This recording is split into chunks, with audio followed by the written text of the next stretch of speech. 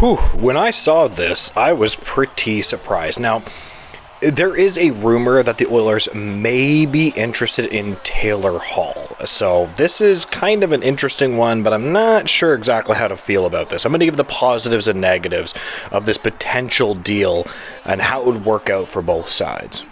Now, Taylor Hall is currently playing for the Chicago Blackhawks at about a $6 million cap hit, which he is obviously not earning.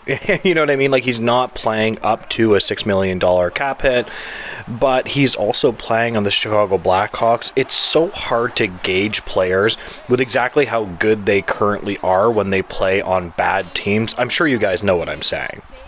Hall is 33 years old and is certainly within the veteran winger capabilities. Now, when a player gets that old, they can still be very productive. Let's look at John Tavares, for example, or Chris Tanev. It depends on how they age and if they age properly.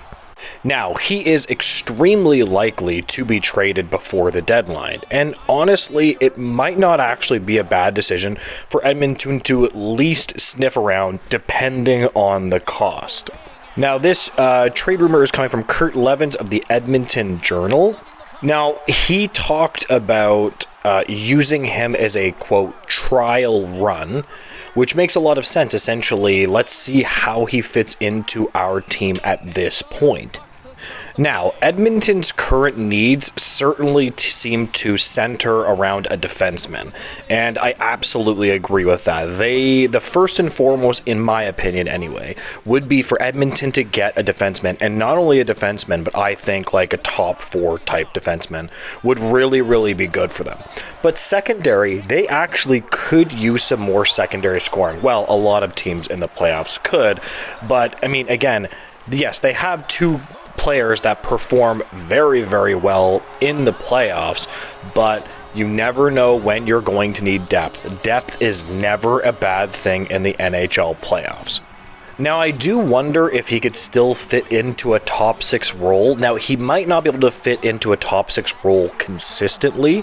However, is he able to play 16 minutes a night and still provide some decent depth scoring? I do think so, especially because Edmonton is a pretty good team. And man, he would look great playing with McDavid in the prime of his career.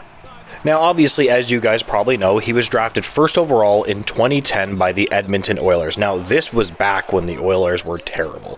They just couldn't get anything together. They were such a bad team. Nobody had any idea what the hell they were doing. They were essentially like the Buffalo Sabres today, who, by the way, lost their 10th game in a row.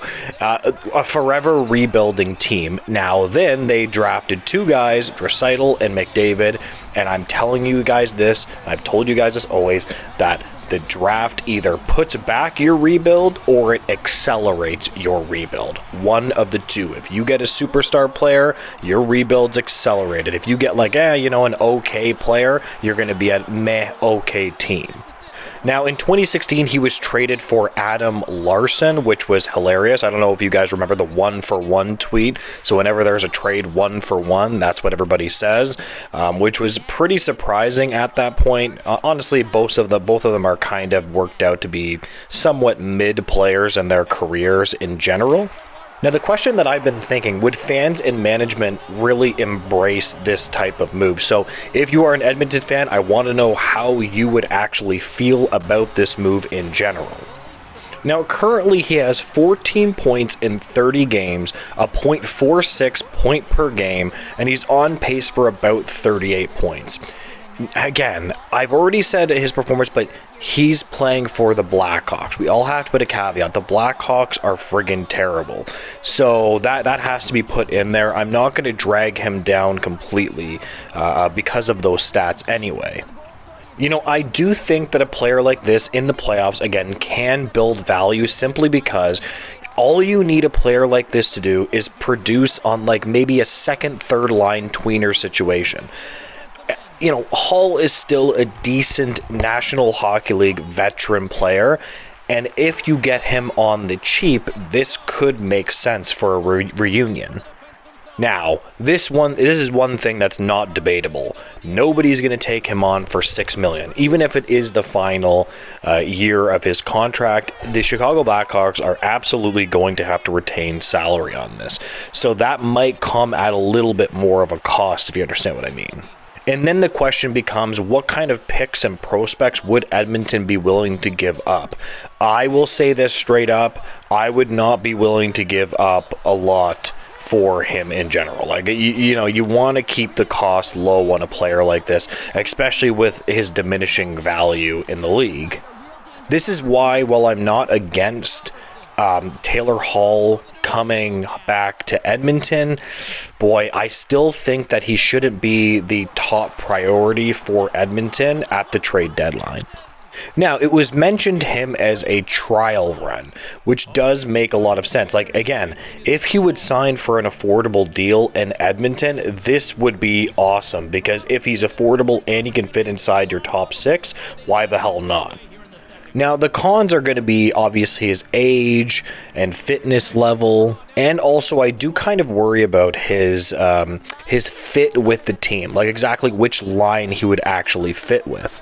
And again, as I've already said, the Edmonton Oilers should be focusing on defense number one before anything, and if they can, perhaps a goalie as well. Like, I understand there's some pushback to the goalie thing, but that's not something you want to completely look out, because you might want to get more depth in net. You know, it is kind of funny. It almost reminds me of, like, Luke Schenn coming back to Toronto. You know, like, almost like a redemption story. And by the way, I'd love Luke Schenn to come back to Toronto again, bring my boy home. But it would be fun to see Taylor Hall in a little bit of, like, a redemption situation with Edmonton. And can you imagine them winning a cup together? I mean, that would be pretty friggin' awesome, like, to come full circle there. And by the way, Edmonton performs in the playoffs. They almost won the cup last year. I wouldn't doubt if they're right in the mix this year again. Anyways, I am going to leave the video there. If you could like, comment, and subscribe, I really would appreciate it, guys, and have a great day. Goodbye.